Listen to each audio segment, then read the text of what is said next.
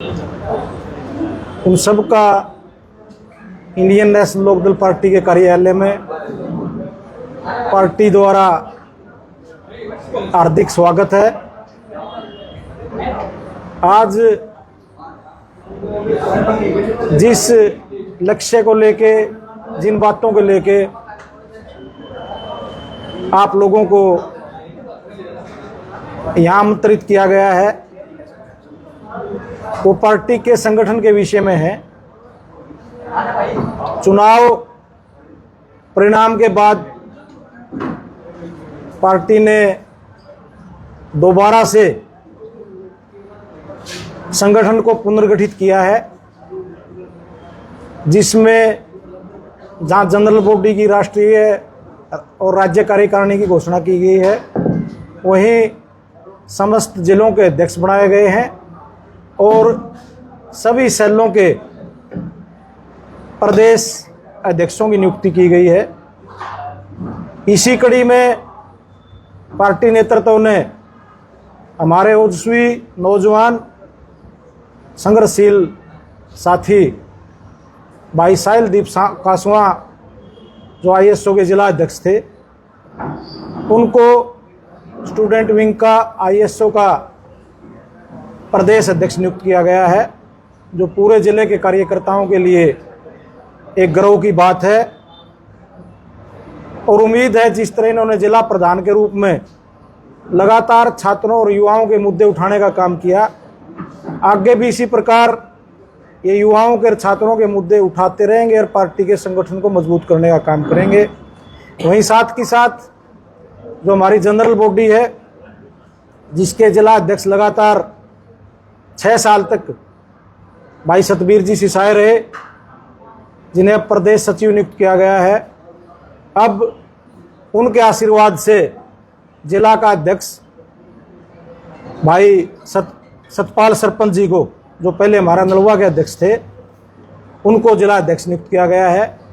उनको भी पूरे कार्यकर्ताओं की ओर से बधाई देते हैं और उम्मीद करते हैं कि वो भी हमारे भाई सतबीर सिसाए ने जिस तरह संगठन चलाया, उससे भी बिल्कुल बेहतर तरीके से संगठन को चलाने का काम करेंगे। और भी जितने साथी जो पार्टी में काम करने वाले लोग हैं, आगे जिला स्तर पर सभी सेलों का गठन होना है, जिला कार्यकारिणी का अध्यक्ष होना है, सभी सेलों के हल्का अध्यक्ष बनने हैं। सभी काम करने वाले साथियों को और जो नए काम करने वाले लोग हमारी पार्टी में शामिल होंगे, सबको संगठन में समायोजित करके और इंडियन नेशनल लोकदल को उसी ऊंचाई तक पहुंचाने का काम किया जाएगा जिस तरह का संगठन जब चौधरी ओम प्रकाश चौटाला जी प्रदेश अध्यक्ष होते थे, फिर राष्ट्रीय अध्यक्ष होते थे, उन्होंने बनाने का काम किया था। अब अभय सिंह चौटाला के नेतृत्व में भी उसी तरह का संगठन मैं उम्मीद करता हूँ प्रदेश में काम करेगा। इनेलो ने बहुत यानी कि पहल की है संगठन बनाने के अंदर। इस साइड कांग्रेस के देखिए, अभी तक अपना विपक्ष का नेता भी नहीं चुन पाए हैं, और उसके साथ में आपकी पार्टी से ही निकली है जेजेपी, वो भी अभी संगठन बनाने में कामयाब नहीं हो पाई है। इनेलो ने जल्दी की है या फिर उन लोगों ने देरी कर रखा है? कांग्रेस पार्टी का आपने जिक्र किया, आज इस शुभ अवसर पर मैं करना तो नहीं चाह रहा था जिक्र इसका। इन्होंने तो प्रदेश की जनता के साथ बहुत बड़ा खिलवाड़ करने का काम किया है। प्रदेश की राजनीति जाति पाति पे तो भारतीय जनता पार्टी द्वारा पहले ही बांट दी जा चुकी थी, चुनाव से पहले ही। लेकिन जो एक ऐसा वर्ग, जो किसान वर्ग था, जो मजदूर वर्ग था, जो इस उम्मीद में बैठे थे कांग्रेस पार्टी सत्ता में आएगी और फिर तारी सारी समस्याओं का हल करेगी, चाहे युवा है, मजदूर है, किसान है, व्यापारी हैं, कर्मचारी हैं। और उस कांग्रेस पार्टी का भी जात पात की बात नहीं करनी चाहिए। मैं कहूँगा जो जाट थे हरियाणा प्रदेश के, वह तो इतने आक्रामक, इतनी ताकत से कांग्रेस पार्टी के साथ लगे हुए थे। फसल का टाइम था, धान बिक रहे थे, कपास बिक रही थी, इन नौकरियां का सकूबा छेड़ के नहीं सोचा छोरे नौकरी लग गएंगे, सारी तो कपास बेच के इनका माड़ा गैल दी, सारे धान बेच के इनका माड़ा गैल दी। एक के कैंडिडेट का 10-10, 5-5, 15-15 करोड़ रुपए डाल दिए किसान अंदर मजदूरों में, आगे इनका राज होगा। और इनने वह बेच दिए भारतीय जनता पार्टी को। हम नहीं कह रहे हैं बात, आपस में ये कह रहे हैं, यानी कि कांग्रेस की इच्छा शक्ति से भाजपा ही बिल्कुल।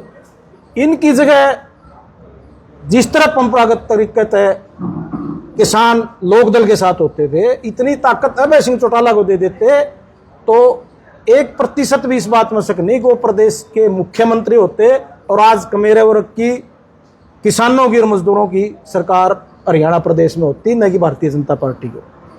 ये जो लोग अभय सिंह चौटाला को वोट काटू कहते थे, ये कहते थे भाजपा से मिला हुआ है इसको वोट ना दियो, ये बात लोगों के जचा के, दुष्यंत का उदाहरण देके, जेजेपी का उदाहरण देके कि भाई जिस तरह दुष्यंत चला गया था इनको यूं चला जाएगा। हमारी पार्टी को इतना कमजोर किया इन्होंने, इनका ध्यान भाजपा को कमजोर करने पे नहीं था, इनका ध्यान पूर्ण रूप से इंडियन नेशनल लोकदल पार्टी को खत्म करने पे, अभय सिंह चौटाला को कमजोर करने पे इनका पूरा ध्यान था।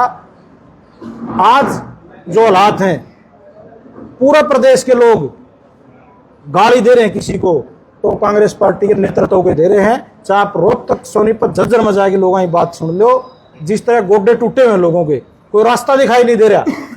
आज लोगों को रास्ता दिखाई नहीं दे रहा जिन विपक्ष में वोट डाले हैं। फिर दोबारा चौक में, खलिहान में, चौपाल में, बस अड्डे पर, रेलवे स्टेशन पर किसान मजदूर के एक बार अभय सिंह चौटाला और देखेंगे। ये तो देख लिए जो कांग्रेस पार्टी वाले लोग थे। तो ऐसे में आप देखोगे कि मैं कोई भविष्यवाणी तो नहीं कर सकता, लेकिन 2-2.5 साल के बाद इंडियन नेशनल लोकदल पार्टी आपको सड़कों पे, फील्ड में, हर जगह मुख्य विपक्ष के रूप में दिखाई देगी।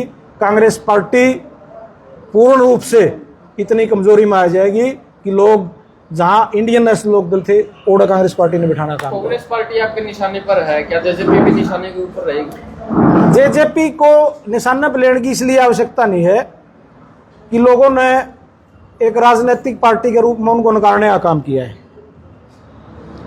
0.6% वोट आए हैं उस पार्टी के जिसके 17% थे, और वो इंडियन नेशनल लोकदल का वोटर था जिसमें तो पूर्ण रूप से हम भी हासिल नहीं कर पाए दोबारा उसको। हमारा भी 4.5% का करीब वो आए हैं, लेकिन वो सारा कांग्रेस पार्टी को चला गया। कांग्रेस का वोट तो चला गया भाजपा को, जो कांग्रेस का परंपरागत वोट होता था, और जो हमारा वोट था वो कांग्रेस के साथ चला गया। आज के हालात में पूरी उम्मीद है कि दोबारा अभय सिंह चौटाला जी के साथ लोकदल के साथ आएगा। लोहान साहब, अभी आपने कहा कि 2-2.5 साल में सड़कों पे आएगी। अब जिस क्वालिटी में सड़कें बन रही है हरियाणा के, तो अब इन लोग जो है सड़कों पे नजर क्यों नहीं आए? आप का सुनने में गलती रहेगी। मैंने कहा बस सड़कों पर उतनी मजबूत दिखाई देगी। सड़कों पर तो आज हम भी हैं, लेकिन जो हजारों के रेले लोकदल में चला कर दे कोई प्रदर्शन में, उसमें उस मजबूती पर मैंने कहा 2 साल बाद हम दोबारा पहुंच जाएंगे। आप मेरा सवाल नहीं समझ पाए कि जिस क्वालिटी के अंदर जैसे सड़कें बन रही है अभी आने के अंदर भाजपा सरकार में, लेकिन इसका मुद्दा जो है इन्हें लोग क्यों नहीं उठा रही है? आपने कैसे महसूस कर लिया क्यों नहीं उठा रही? हर जगह पे आप देखा करो, चाहे विधानसभा के अंदर है चाहे बाहर है, हर जगह उठा रहे हैं। सड़क तो छोटी चीज है, तो बहुत बड़े बड़े घोटाले कर रहे हैं। आपने तो सड़क, आप सोच भी नहीं सकते कि इस प्रदेश को किस तरह लूटे जा रहे हैं। चौहान साहब, घोटाले की बात करी है, एयरपोर्ट रिटर्निंग वाल यानी बाउंड्री वाल का बड़ा घोटाला सामने आया है, क्या भूमिका रहेगी आइए देखते हैं। 180 करोड़ रुपए का आप सुनो नहीं, आप सड़क की बात कर रहे हो जिस पे जो इन्हीं की सरकार की एजेंसी है जिसने ये घोटाला पकड़ा है, कोई विपक्ष ने नहीं पकड़ा। ये कोई लोकदल या कांग्रेस पार्टी की कई बात नहीं है। ये तो जो एविएशन डिपार्टमेंट की एजेंसी है सेंटर की, उसने ये कहा है कि भाई ये पीडब्ल्यूडी डिपार्टमेंट है, इससे हम कोई काम नहीं कराएंगे भविष्य में। और इन्होंने बहुत बड़े घोटाले किए हैं, चाहे वो रनवे की बात है और चाहे वो बाउंड्री वाल की बात है। इस मुद्दे पे लगातार पार्टी के जो नेता हैं प्रेस कॉन्फ्रेंस में, सोशल मीडिया पर इसको उठाने का काम कर रहे हैं। सोशल ऑर्गेनाइजेशन भी उठाने का काम कर रहे हैं। इस एयरपोर्ट की असफलता यदि कहीं हुई तो उसके लिए सबसे बड़ी जिम्मेवार इस बात की होगी जो प्रचार हुआ है।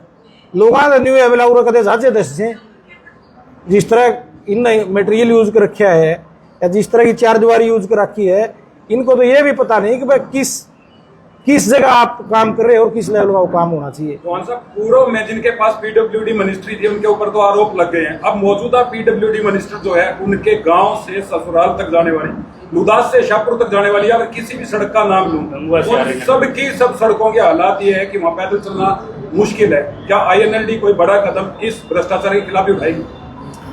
INLD चाहे वो पहले का PWD मिनिस्टर था और अब जो वर्तमान में PWD मिनिस्टर हैं, उनको कुछ समय हुआ है और जिस तरह भ्रष्टाचार का एक रेट तय था, आम आदमी को पता है, ठेकेदार को पता है, कर्मचारी का पता है। जो PWD मिनिस्टर था पहले, जिसने ये एयरपोर्ट बना, जो रोज फोटो खिंचवाया करता, ये ब्यूट दी जहाज डाल दे उस पर सोशल मीडिया पे, अब भी कोई गड़बड़ी है। ये तो लड़ाई कोई एक व्यक्ति के खिलाफ नहीं है, तो व्यवस्था के खिलाफ है। ये भ्रष्टाचार करेंगे तो इनके खिलाफ भी आवाज उठाओगी इंडियन नेशनल लोकदल। इनेलो पार्टी को जो अब संगठन तैयार किया है, इससे कितनी मजबूती मिलेगी और क्या जिन कैंडिडेटों को ये आपके जो यानी कि जिनको ये सौंपा गया है संगठन के लिए, तो क्या वो कामयाब हैं पूरे अच्छे से मजबूत हैं? बिल्कुल पूरे मजबूत और वफादार साथी। आप देखो न, उस स्थिति में भी इन लोगों ने लड़ाई लड़ी है। जब जिस गांव में जाया करते हमें उड़े न्यू ये तो वोट काटनी है, उस स्थिति में भी लड़ाई लड़ी है। आज स्थिति बिल्कुल अनुकूल है लोकदल के और काम करने वाले साथी हैं। संगठन का विस्तार लगातार जारी है और आप देखना, ये 25 सितंबर में जो रैली होगी, चोई देवलाल के जन्मदिन का अवसर पर बार करते हैं, जब तक सारा संगठन तैयार हो जाएगा और पूरा हरियाणा उमड़ के 25 सितंबर को ही समीकरण बदल जाने हैं प्रदेश के। 25 सितंबर को मिलाएंगे आप। हाँ, किसी भी देश को चलाने के लिए मजबूत विपक्ष की भी आवश्यकता होती है। कांग्रेस की बात करें, बीजेपी उसको भी नॉन सीरियस बताती है। इनेलो की बात करें तो इनेलो का भी स्टैंड कहीं पर भी नहीं है। जेजेपी की बात करें वो तो एक तरह से खत्म होने की कगार पर है, जैसे कि आप लोग बोलते आ रहे हैं। तो मजबूत विपक्ष है कहाँ भूमिका निभा रही है इनेलो? मजबूत विपक्ष के रूप में लोगों ने चुना था कांग्रेस पार्टी को। चाहे पिछला लोकसभा का चुनाव था, पिछला लोकसभा का चुनाव में आपने वोटिंग देखी होगी, वक्फ बोर्ड पे भी 232 के करीब वोट पड़ रहे हैं विपक्ष के लोकसभा के। लोगों ने तो राज तो बाहर कर दिया था कांग्रेस पार्टी पे विश्वास करके, और विधानसभा में भी 37 सीट दे रखी है, 39% वोट दे रखे हैं, 39.8 दे रखे हैं भाजपा को, 0.8% का फर्क है। हमारा तक तो ना विपक्ष में मान रहे थे, वह लोगों की ताकत से मजबूत होता है विपक्ष। इब लग तो कांग्रेस को मजबूती मिल रही थी लोगों की ओर से विपक्ष के रूप में। आज जब कांग्रेस पार्टी और दायित्व न निभा की और लोग उम्मीद कर रहे हैं लोकदल की ओर से, तो लोकदल तो हर कदम का विरोध करेगा, हमेशा से करता आया है। हम सब पब्लिक में जाते हैं तो पब्लिक एक बात हमसे भी पूछती है कि आपके जो इनेलो के नेता हैं या जेजेपी के जो नेता, उनसे एक बात पूछिएगा, क्या भविष्य के अंदर INLD और जेजेपी एक हो सकती है? भविष्य में क्या हो सकता है, ये कोई राजनीतिक मामला तो है नहीं, तो परिवार का मामला है, लोग ही बता सकते हैं इस बात को। तो भविष्य में क्या होगा और क्या नहीं होगा, उनके सामाजिक स्तर पर संबंध सामान्य है। जैसा आपने देखा होगा चौटाला साहब के निधन पर भी सारा परिवार सामाजिक रूप से सब जो कार्यक्रम हुए उनमें इकट्ठे थे। राजनीतिक रूप से निर्णय उनको लेना है, इसके बारे में कोई तीसरा आदमी क्या कह सकता है। लोहान साहब, सड़क का सवाल पूछा, आपने जवाब दिया। जितनी भीड़ आप अपने कार्यक्रमों में, रैलियों में जुटा पाते हैं, उतने वोट इन्हें लोग किस कारण से नहीं ले पाते? कारण तो बताने लग रहा हूँ, उड्डा उड्डा हो रही थी जट्टा के और कुकर को आवाज में सीधी देसी को होगा के न्यू कौन देंगे तो कट्टे हैं ना, तो दे ना। जो आदमी 10,000 आदमी तो मैं बाई नेम जानता नारायण दलका में, और वोट 5,500 है रे, मुंह मोड़ दे बुलाइए करेंगे नाश। समझ गए बात?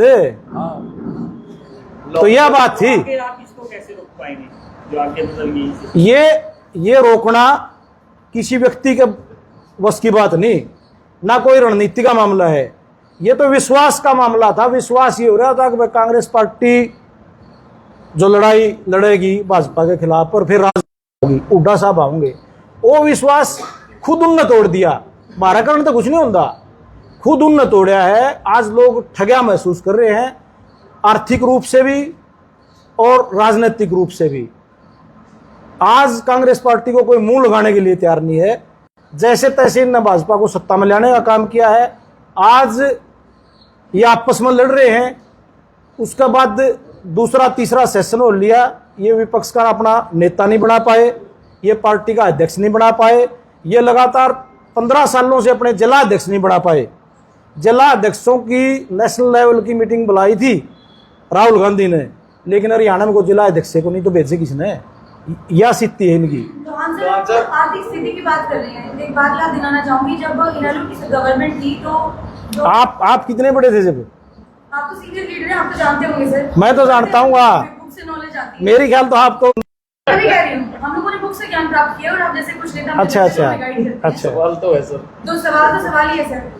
तब हरियाणा जो है कर्जे में नहीं था, जिसके बाद 2005 में सरकार बनी कांग्रेस की, उसके बाद ही कहीं ना कहीं कर्जवान हो गया।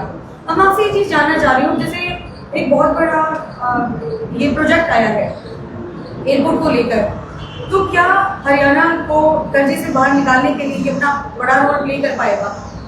बताइए। कर्जे से बाहर निकालने के लिए एक एयरपोर्ट तो कोई रोल अदा नहीं कर सकता, उसमें तो सरकार की नीतियां अदा करती हैं। जब चौटाला साहब का आपने जिक्र कर दिया उनकी गवर्नमेंट का, जबकि कोई हिसार में एयरपोर्ट थोड़ा था, उस time high power purchase committee के अध्यक्ष चौटाला साहब होया करते, जो भी बड़े निर्णय होया करते। और जिस तरह एक बुढ़ा बुजुर्ग परिवार का नहीं होता जो रुपये ने मुसल के बड़खा तक दिया करे, पूरी बार्गेनिंग जो आप दुकान पे जाके न्यू को नहीं कहते भाई यू 1000 का देंगे फिर आप 800-700 से खुद बार्गेनिंग करके उस कमेटी में बैठा कर दे, और प्रदेश का 1 रुपया भी उन्होंने वेस्ट नहीं जान दिया। और उसके बाद जो उस टाइम के वित्त मंत्री थे, अपने नहीं केंद्र के, उन्होंने भी विपक्ष का मुख्यमंत्री होते हुए 2004 में उसकी गवर्नमेंट आ गई थी कांग्रेस की, उनने भी हरियाणा को आर्थिक तौर पे सबसे सक्षम को राज्य माना था, तो चौटाला साहब की गवर्नमेंट में माना गया था।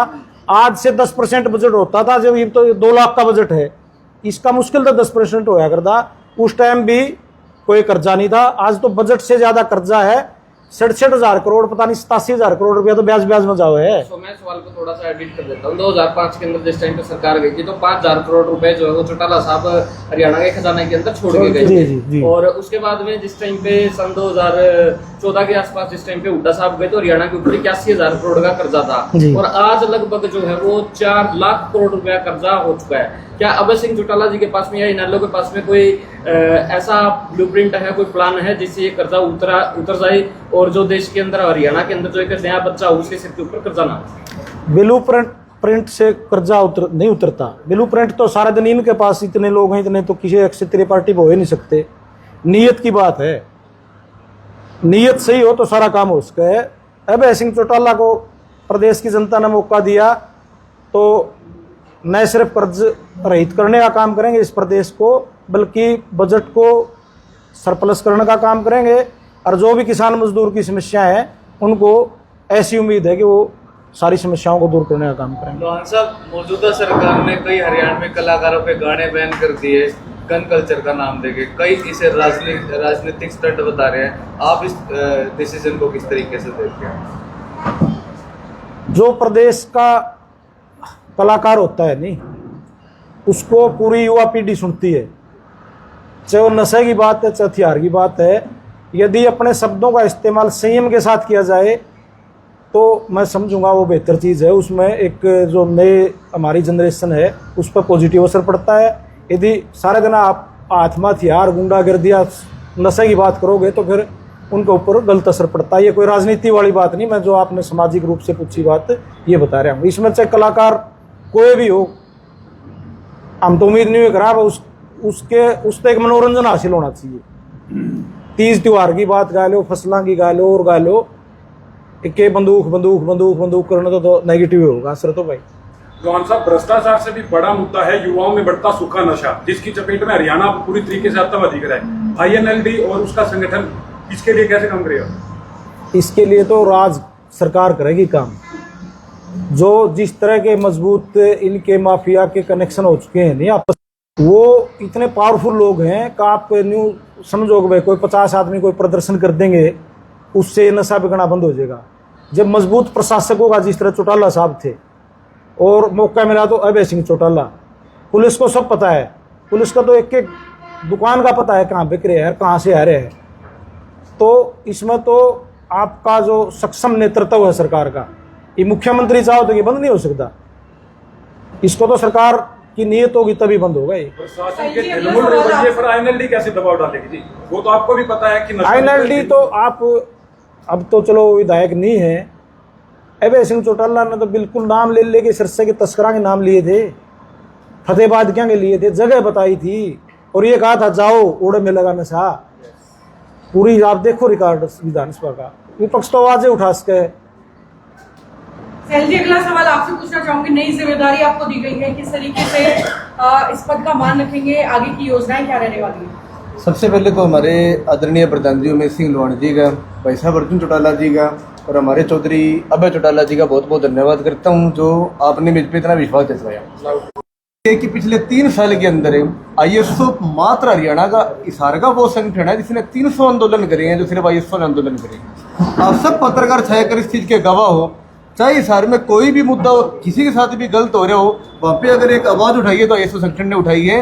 तो ये विश्वास आपने बहुत बढ़िया सवाल पूछा। हमारे प्रधान जी भी बैठे हैं, आपके माध्यम से पूरे हरियाणा प्रदेश के छात्रों को, युवाओं को और पार्टी हाईकमान को विश्वास दिलाते हैं, जितनी मजबूती से हिसार में काम कराया था 10 गुना मजबूती से हरियाणा के अंदर काम करेंगे।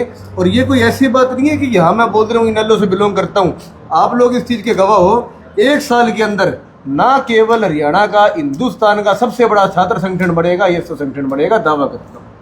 एक जमाना हुआ करता था जब युवा पूरे हरियाणा की अगर बात करें तो खुल करके इनेलो के साथ लगते थे, लेकिन जब 2 पार्टियां अलग हुई तो JJP के साथ चले गए। आज युवा की दिशा वो भी खत्म हो चुकी है, तो क्या उम्मीद है वो जो युवा कोई दिशा ढूंढ रहे हैं उसको वापस से ले पाएंगे, ला पाएंगे पार्टी के अंदर? बिल्कुल उम्मीद है अंकिता जी। आप हिसार में बार बार कॉलेजों में जाके एक चीज देखते हो, और आपने ये सवाल पूछा कि पहले ऐसा समय होता था कि युवा इनेलो के साथ लगते थे। आज आप कॉलेजों में जाके देखो, किसी भी कॉलेज में, जाट में, गवर्नमेंट में, DN में, पॉलिटेक्निक के अंदर, इंपीरियल के अंदर 26 कॉलेज हिसार जिले के अंदर पढ़ती हैं। आप अगर एक वहां जाके स्ट्रिंग ऑपरेशन चलाओगे ना, तो आज के दिन भी 99% युवा अगर नाम लेंगे तो ISO का लेंगे, इनेलो का लेंगे। मैं तो ये मानता हूँ पहले जितना मजबूत था ना, तो ISO संगठन युवा इनेलो 10 गुना ज्यादा मजबूत है, निश्चित तौर के ऊपर और मजबूत होंगे। चले गए थे 90% वापस आ चुके हैं, 10% और भी वापस आएंगे, निश्चित तौर के ऊपर युवा लगेंगे, युवा ही सरकार बनेंगे। एक समय हुआ करता था जब इनेलो के ऊपर लोग इतना विश्वास किया करते थे कि करनी और कतनी में इनेलो के फर्क नहीं होता कभी भी। आज वो मैसेज कन्वे क्यों नहीं कर पा रहे, आप लोगों तक पहुंचा नहीं पा रहे? कमी कैसे नहीं पहुंचा पा रहे? आप मेरे को एक बात, आप मुझे सौम्या जी एक बात बताओ, आज विधानसभा के अंदर कांग्रेस के 37 विधायक हैं और 37 जगह इनकी जूतियों में खीर मंत्री है। आज केवल 2 विधायक होने के बाद भी अगर कोई विपक्ष की भूमिका अदा कर रहे हैं तो वो इंडियन नेशनल लोकदल पार्टी कर रही है। आज कांग्रेस वॉकआउट कर रही है। ये वॉकआउट कोई किसानों के लिए नहीं कर रही, युवाओं के लिए नहीं कर रही, बेरोजगारी के लिए नहीं कर रही। ये वॉकआउट इसलिए कर रही है कि गांधी परिवार के लिए कुछ कह दिया, सोनिया गांधी के लिए कुछ कह दिया, ये अपने लिए वॉकआउट कर रही है, खुद की लड़ाई इनकी चल रही है। आप मुझे एक बात बताओ, अर्जुन चौटाला जी और आदित्य देवीलाल जी, चाहे किसानों का मुद्दा हो, चाहे छात्रों का मुद्दा हो, चाहे युवाओं का मुद्दा हो, आप हिसार पे देख लो। हिसार में HCU का मुद्दा था, दिव्या फोगाट को मरे 1.5 महीना हो गया था। 1.5 महीने में से किसी ने एक चूं भी करी? 1.5 महीने के बाद अर्जुन चौटाला जी के पास सारे साइंटिस्ट जाते हैं, कहते हैं लड़ाई लड़ो। अर्जुन जी हमें आदेश देते हैं, हम उसकी लड़ाई लड़ते हैं। हमारे लड़ाई लड़ने के बाद, शव यात्रा निकालने के बाद, पुतला फूंकने के बाद, धरना देने के बाद हिसार के हास्यास्पद सांसद जयप्रकाश का बयान भी आ जाता है, दीपेंद्र हुड्डा का बयान भी आ जाता है। आज वहां पे विधानसभा के अंदर HCU वाले मुद्दे के ऊपर 5 लोगों ने आवाज उठाई। ना सिर्फ HCU का मुद्दा, पूरे हरियाणा में यूनिवर्सिटियों में हो रहे भ्रष्टाचार के ऊपर 5 विधायक बोले, लेकिन अर्जुन चौटाला के सिवा कोई विधायक बोल पाया? कोई 30 सेकंड बोला, कोई 32 सेकंड बोला, उनको बिठा दिया। अकेले अर्जुन चौटाला थे 5.5 मिनट इस मुद्दे के ऊपर बोले। छोटी सी आपको हंसी की बात बताता हूँ, आज से 1.5 महीने पहले एक निरीक्षण कमेटी है, उसके अंदर 5 विधायक है कांग्रेस के, वो HCU में निरीक्षण करने गए थे। हमें बड़ी उम्मीद थी 5 विधायक कांग्रेस की आई हैं, यहाँ के से बात करेंगे, समस्या सुनेंगे।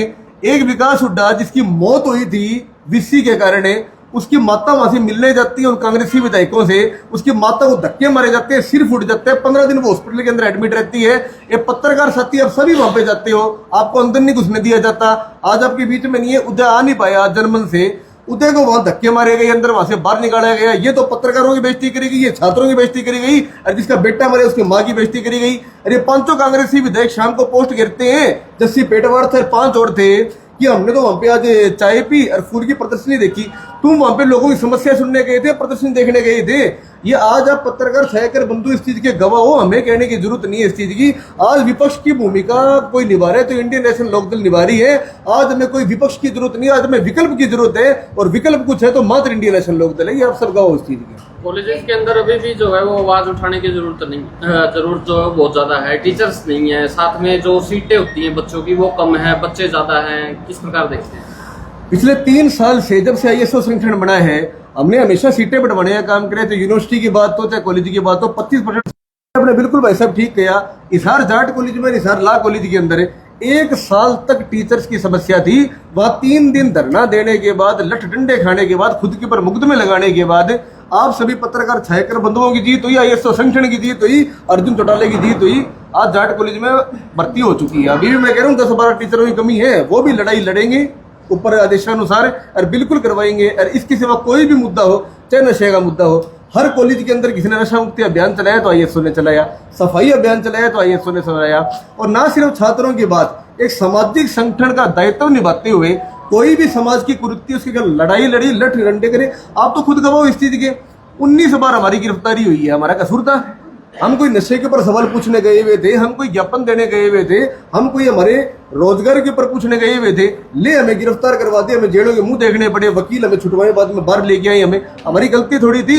ये डरपोक सरकार है, ये काम तो कांग्रेस का होना चाहिए ना। विपक्ष की भूमिका में तो वो कह रहे हैं हम 37 विधायक है, हम क्यों लड़ रहे हैं? क्योंकि जनता को विश्वास हमारे ऊपर है, जनता फोन हमारे ऊपर करती है। साहिल जी, जहाँ तक आप स्टूडेंट्स के राइट्स के लिए फाइट कर रहे हैं, अगर हम लोग गांव की बात करें तो ऐसे हम लोग जाते हैं गांव के बीच में तो काफी समस्या निकल कर सामने आती है कि एक ही बस लगभग 10 से 15 गांव में निकल कर आती है। वो बस इतनी भरी भरी से आती है जिसकी वजह से कुछ स्टूडेंट तो ऐसे है कि जो कॉलेज में एडमिशन ले लेते हैं, लेकिन बात करें हम लोग मेनली छात्रा की तो वो एडमिशन ही नहीं ले पाती, जिस वजह से कि एक तो बसेस की समस्या हो गई, और दूसरा अगर आप किसी भी कॉलेज के अंदर जाके औचक निरीक्षण करेंगे तो बात आती है हाइजीन की। टॉयलेट्स तो कितने ज्यादा बुरे हैं, इतने गंदे हालातों में हैं। ये तो बड़े बड़े मुद्दे आप लोगों ने उठा लिए टीचर्स वगैरह के, लेकिन जो ये मेन जो छोटे छोटे मुद्दे हैं इनको लेकर आप अगर मेरी प्रोफाइल चेक करोगे ना तो आपको ये पता लगेगा कम से कम 20 लड़ाई लड़ी हुई है। हमने लठ डंडे मुकदमे लगा रखी है बसों की संख्या बढ़ाने के लिए।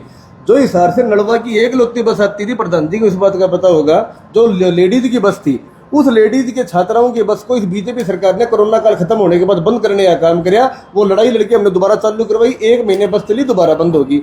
बार बार हम जाके RTO के पास जाते हैं, हम जाके इनके पास जाते हैं, DM के पास है, धरना देते हैं, इनसे बात करते हैं, बस चालू करवा लेते हैं, 2 दिन में ये बंद कर देते हैं। ये काम सरकार का ही हमारा काम है। दूसरी रही हाइजीन की बात है, आज जाट कॉलेज में, DN कॉलेज में इतना गंदा काम था, बार बार हमारे स्टूडेंट्स ने वहां पे ज्ञापन दे देंगे। लास्ट में तो हमारी ये चीज आ गई थी, ये भ्रष्ट प्रिंसिपल होती थी नीलम लंबा, मैं भाई तेरे बस की बात नहीं है, जितने छात्र है ना हम तो हमारा चंदा इकट्ठा कर लेंगे, हम खुद बनवा लेंगे। बाद में इसने बेइज्जती महसूस करी और बाद में इसने वहां पे बाथरूम ठीक करवाने का काम किया। हम इसकी लड़ाई लड़ते हैं। लेकिन आप एक बात बताओ, ये सवाल मैं मानता हूँ सरकार से होने चाहिए। अब सरकार आएगी, मुख्यमंत्री आएगा, नशा मुक्ति के ऊपर बोल के चले जाएगा, ठीक है। मुख्यमंत्री का नशा मुक्ति अभियान चलाने का काम नहीं है, आपके पास पावर है, आपका काम है नशा खत्म करवाने का। नशा मुक्ति अभियान चलाने का काम होता है विपक्ष का, आपका काम है कॉलेज यूनिवर्सिटी संभालने का। दुष्यंत चौटाला उप मुख्यमंत्री होते थे और उस समय दुष्यंत चौटाला जी के पास ये मिनिस्ट्री थी जो सारी जाट संस्था की मिनिस्ट्री होती है। कभी विदेश में घूमने चले गए, कभी खट्टर साहब घूमने चले गए, 6 महीने लड़ाई लड़के सारी चीजें हमने हल करवाई है, बहुत मुश्किल से यार मुकदमे लगवाई है। क्या गलत कर रहे थे हम? कहीं भी हम जाते हैं कुछ करने के लिए हमें गिरफ्तार कर लेते हैं। हमने आज तक हमारी विपक्ष की भूमिका निभाई है। It is our responsibility to ask questions to the power, और हम ये पूछते थे, पूछते हैं और अंतिम सांस तक पूछते रहेंगे। लोहान साहब, हर 1 अप्रैल से टोलों के रेट बढ़ा दिए जाते हैं, अभी भी इजाफा हुआ है, पूरे देश के टोल के रेट बढ़ा दिए गए। अब सवाल ये है कि क्या रामायण टोल से लेके मदीना तक 120 रुपये 125 रुपये का टोल है, वहां तक मात्र 60 किलोमीटर की दूरी पड़ती है, क्या 120 रुपये के टायर जो है वो गाड़ी जो है वो रोड चाट जाती है? और ऊपर से ये रेट और बढ़ा दिए गए हैं। टॉयलेट इनके साफ नहीं, फैसिलिटी इनकी नहीं, रोडों के ऊपर जहाँ पे ब्रेकर नहीं होने चाहिए वहाँ पे ब्रेकर है, रोड इनके टूटे पड़े हैं, कोई साइन बोर्ड नहीं है, रोड के ऊपर गायें आ रही है, कुत्ते आवारा घूम रहे हैं, रोजाना एक्सीडेंट हो रहे हैं, फैसिलिटी नहीं मिल पाती है, रेट इतने बढ़ाए जा रहे हैं, क्या करें? टॉयलेट देखे आपने नहीं कभी? जो टोल पे होने चाहिए, देखिए मैंने देखिए उनकी हालात। बड़ा खराब है। ये तो एक पूरा संगठित गिरोह है जिसमें ठेकेदार शामिल हैं, सड़क बनाने वाले और डिपार्टमेंट के अफसर शामिल हैं और बीजेपी के लोग, इनके पॉलिटिकल लोग शामिल हैं। लोगों की जेब से पैसा इकट्ठा करना और फिर उसकी पंदरबांट करना। पहले जब हम पढ़ा करते नहीं, कम्युनिस्ट पार्टी मजबूत होती थी, स्टूडेंट में SFI विंग होती थी उनकी, वो एक नारे लगा कर दे, अकबिला भाई इनका राज आ गया नहीं भाजपा का, बिला पानी भी मोल मिला करेगा, सड़क पर चलन के भी पीछे लग गया करेंगे, सांस लेने के भी पीछे लग गया करेंगे। जब नहीं सोचा रहे हैं कमरेड पागल हैं, ये जब 90s की बात थी नहीं, अब न्यू भी कदे उसके है, तो आप देखो पानी बिगड़ने लग गया, सड़क पर चलन के लगने लग गए और सांस लाने के। वो देखा आपने कोरोना में जो जरूरत पड़ गई ऑक्सीजन की, तो कितने पीछे मिले था। तो इनकी नीतियों का तो पूंजीपति पार्टी है या राइट विंग की, ये तो पता ही था अगर भाई ये इस तरह करेंगे, लेकिन ये पूरे सत्ता में नहीं आ पाए थे आज तक। सोशलिस्ट लोग, कोई और लोग मिलजुल के इनके ऊपर प्रेशर रहा करता। इन तो इन वही काम करने हैं जिस आम आदमी तो सिर्फ रोटी खाता रहो। आप 80 करोड़ आदमियों को वो दे रहे हो गरीबी रेखा नीचे का भोजन है, किस लिए दे रहे हो आप बताओ मुझे? क्या 80 करोड़ गरीब हैं? आप गरीबी रेखा तो नीचे ही परसेंटेज आओ तो इतने बनते नहीं। इनका यू है भाई, ये एक ऐसा वर्ग तैयार कर दो या तो अपने मुफ्त की रोटी खावें और जय श्री राम कहें, और बाकी जो ऊपर वाले हैं वो अपना नोट कमाओ और मौज करो। जी प्रधान जी क्या कहोगे? आज वो सबसे पहले तो ISO के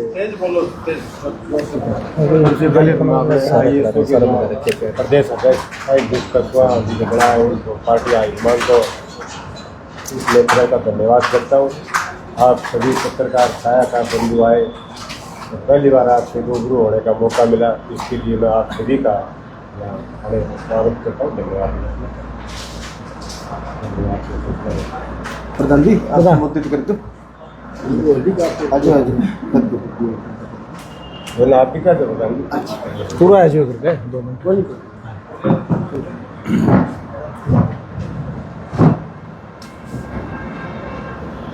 सबसे पहले तो सभी साथियों का यहाँ पार्टी ऑफिस में पहुँचने पर हार्दिक स्वागत है, अभिनंदन है। और साथ ही हम पार्टी के शीर्ष नेतृत्व का भी धन्यवाद करते हैं। धार जिले को बहुत बड़ी बड़ी जिम्मेवारियां दी। भाई उमेद लोहान को राष्ट्रीय संगठन सचिव बनाया है, रामभद्र गुप्ता जी को पार्टी का राष्ट्रीय कोषाध्यक्ष बनाया है, चौधरी चतर सिंह जो HPC के पूर्व मेंबर है उनको पार्टी का राष्ट्रीय सचिव बनाया है। इसी कड़ी को आगे बढ़ाते हुए मेरे जैसे छोटे कार्यकर्ता को भी प्रांतीय सचिव की जिम्मेवारी दी गई है। और हमारे सबसे ज़्यादा मेहनती ISO को अलग जगाने वाले, इंडियन नेशनल लोकदल का नाम जिले में चलाने वाले भाई साहिलदीप कस्वा को पार्टी ने जो प्रदेश की जिम्मेवारी दी है, इसके लिए भी हम पार्टी शीर्ष नेतृत्व का धन्यवाद करते हैं और भाई साहिलदीप कस्वा को बधाई देते हैं कि आने वाले समय में भी आप इससे भी ज़्यादा और मेहनत करेंगे, पार्टी संगठन को और ज़्यादा मजबूत करने का काम करें।